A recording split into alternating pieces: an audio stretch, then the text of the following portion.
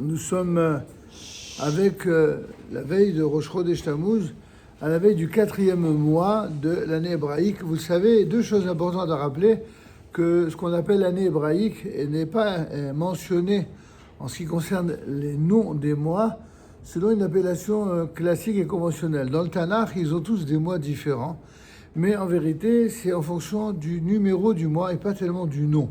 C'est en Mésopotamie que les Chachamim ont pris, en Babylonie donc, ont pris les noms des mois qui étaient en vogue là-bas, dans la Chaldée, dans la Mésopotamie. Et le mois de Tammuz ne fait pas exception. En effet, c'est celui, en fait, c'est l'un des autres mois qui sont en usage actuellement, qui d'origine babylonienne.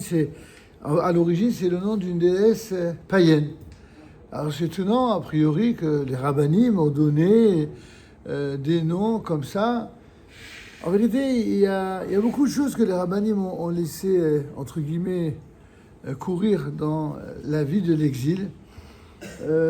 Pas du tout par conviction, vous vous en doutez, mais parce que je pense que les rabbinim, dans toutes les générations, ont été acculés au même type de situation, à savoir la pression communautaire de ceux qui, tout simplement parce qu'ils étaient déjà dans une logique d'assimilation, eh bien, avaient pris l'habitude d'eux. Et ces habitudes ont eu la vie tellement dure qu'ils se sont dit, bon, après tout, c'est pas si grave si l'essentiel est respecté. Sauf qu'évidemment, arrivera à la fin des temps où toutes les choses seront mises en place, où chaque mois aura à nouveau un mois conforme à l'appellation biblique. En tout cas, en ce qui concerne le nom en question, il est mentionné dans le livre de Yecheskel au chapitre 8, verset 14, et il a toujours 2 jours de Rosh Chodesh, c'est ce que nous avons ce soir, donc demain et après-demain, et parce que Sivan, le mois qui précède, lui a 30 jours. Et le signe du zodiaque, c'est le Cancer. Là aussi, c'est pas tout le monde qui associe les mois hébraïques à celui du calendrier vous savez, de tous ceux qui pardon, c'est ça, c'est tous ceux qui sont, comme c'est lié à l'astrologie, mais ça aussi on peut être étonné. En tout cas, la première fois que j'avais vu cela, c'est dans le Eliyahu Kitov, justement, du Rav Eliyahu Kitov, qui, dans le Sefer HaTodah, fait des rapports, pas toujours pour tous les mois, mais et à chaque fois il explique pourquoi. En tout cas, il est dit dans le Zohar que le mois de Tammuz fait partie d'une époque de l'année où des dangers potentiels nous menacent et où le mal domine le monde. Alors évidemment, heureux soit l'homme qui arrive à en échapper, mais comme vous le savez aussi, il est dit à propos du peuple d'Israël que ce ne sont pas les astres qui font la loi. En Mazal Israël, vous connaissez toute cette fameuse Gemara qui dit En Mazal Israël. C'est quoi En Mazal? C'est pas dans le sens populaire En Mazal, il n'y a pas de chance, non, c'est le contraire. Nous ne sommes pas soumis ni astreints à toutes ces fameuses dimensions dites astrales.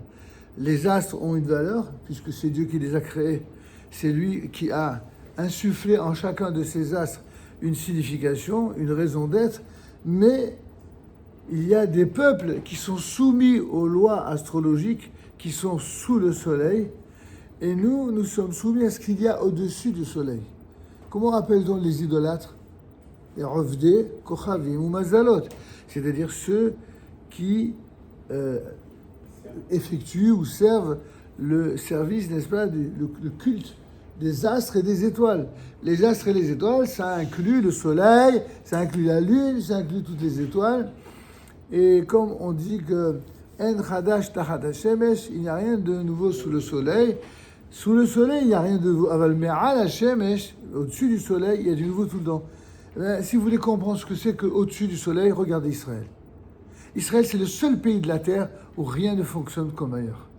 Pas uniquement en raison du mauvais traitement que les antisémites nous infligent, ça on a l'habitude. Mais les Juifs eux-mêmes, entre eux, ne vivent pas comme tout le monde. Seul pays sur la terre où on vous klaxonne avant même de démarrer. Le seul pays sur la terre où on vous engueule même quand vous n'avez rien dit.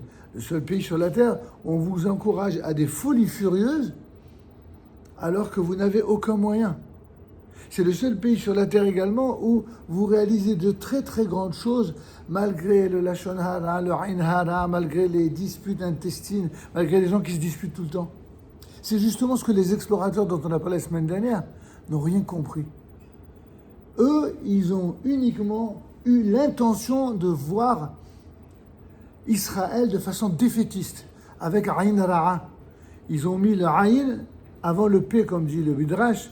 Vous savez, quand les Otiyot, Aleph, Bet, Gimel, jusqu'à Samach, Ain, P, F, etc. Dans Echa, vous avez les psukim qui suivent l'ordre alphabétique. Et il se trouve que là-bas, si vous prêtez attention, le pasuk qui est porteur de la lettre Aïn est placé avant la lettre P, alors que normalement c'est Samach P Aïn, le P vient d'Aïn. P, comme vous le savez, c'est la bouche, Aïn c'est l'œil. Ils ont parlé avant de voir. C'est la maladie de notre génération. Aujourd'hui, quand quelqu'un est accusé de quoi que ce soit, ça a beau, dans tous les pays du monde, on a beau parler de la présomption d'innocence, vous avez la plupart des ratés et puis des frustrés de la vie qui vous ont déjà condamné 1000 fois, qui se sont autorisés à être eux-mêmes un tribunal à la place du tribunal. Alors, il ne s'agit pas d'aller à la défense de ceux qui ont une culpabilité réelle, il s'agit de dire que ce n'est pas comme ça. Mais la justice aussi, elle a des règles. Il n'y a pas... Tout a des règles dans la Torah, vous comprenez? Donc, condamner quelqu'un sur la place publique, alors qu'il n'a même pas eu le moyen ou la possibilité de se défendre dans un tribunal, c'est quelque chose qui est absolument immoral, qui est indigne et qui ne s'appelle pas de la justice. Et de la même manière, ceux qui ont parlé du mal de la terre d'Israël, à l'époque comme aujourd'hui, sont ceux qui commettent la même faute. Ils parlent d'abord avec leurs préjugés, avec leur volonté d'être malveillants, et après ils observent.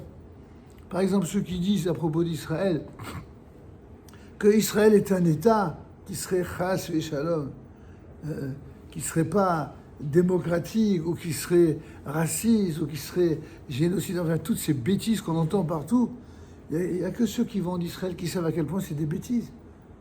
Il y a certaines villes en Israël, on a l'impression qu'on est comme en France, enfin, dans un pays arabe plus que dans un pays israélien.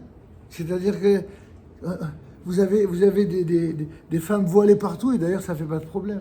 Il n'y a pas de débat en Israël pour savoir si les femmes elles doivent être voilées ou pas, contrairement à ici. Et vous avez des femmes voilées à côté des gens avec Streimel ou avec les tzitzit, et vous avez toutes les kippodes. Ça aussi, c'est le seul pays où vous voyez tout cela. Et pendant que les gens se disputent ici pour des bêtises, là-bas, ils continuent, ils construisent et ils avancent. C'est pourquoi je dis, si j'insiste un peu là-dessus, au-delà de ce que nous avons à dire sur le mois de Tammuz, c'est pas parce que l'on dit que dans la tradition, c'est un mois qui malheureusement peut receler quelque chose de négatif ou lié au malheur. Ça, c'est uniquement pour ceux qui raisonnent comme des idolâtres. Mais ceux qui raisonnent au-dessus, ceux qui sont me'al hashemesh, ceux qui sont au-dessus du soleil, en rapport direct avec Dieu, ceux-là, ils se laissent impressionner par rien du tout. Absolument rien. Il ne s'agit pas d'être aveugle, il ne s'agit pas d'être sourd, il ne s'agit pas d'être, je dirais, entêté ou stupide.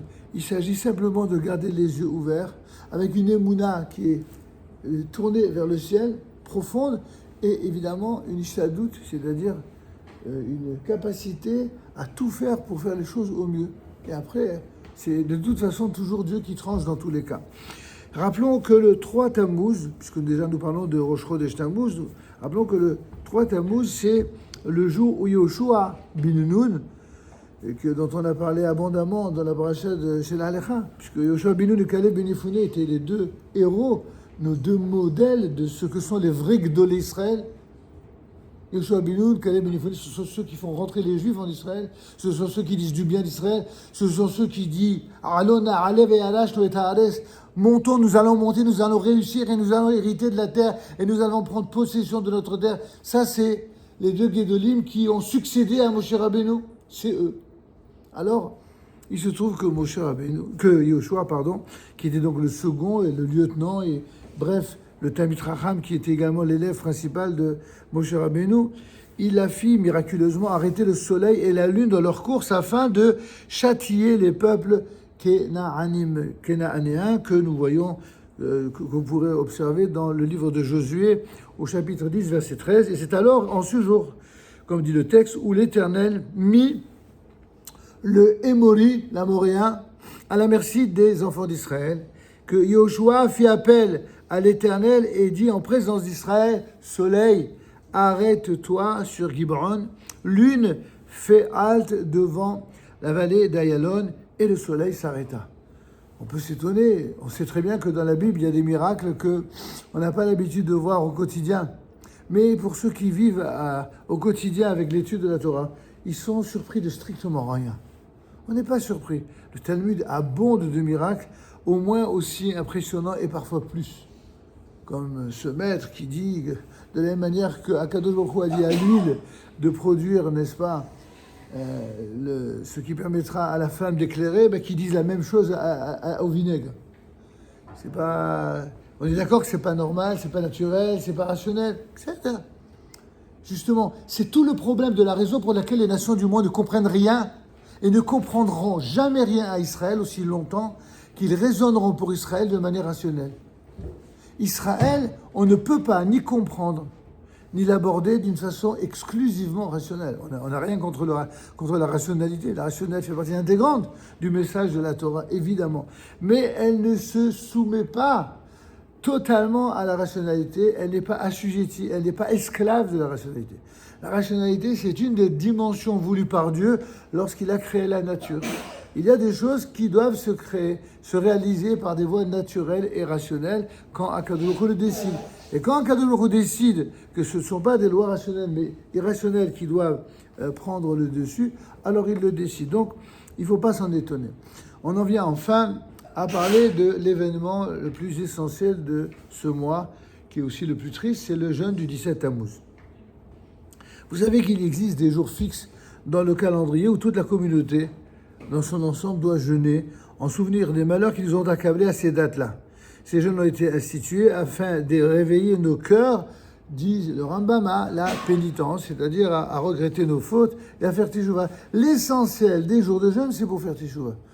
Celui qui, le jour de jeûne, passe toute sa journée au cinéma, ou à jouer aux cartes, ou à faire je ne sais quoi, ou à aller au parc, et qui ne change pas son comportement, alors peut-être qu'il ne va pas jeûner, peut-être qu'il va jeûner, mais ce jeûne n'aura pas du tout l'effet d'un jeûne tel qu'institué par nos sages, et notamment par les prophètes.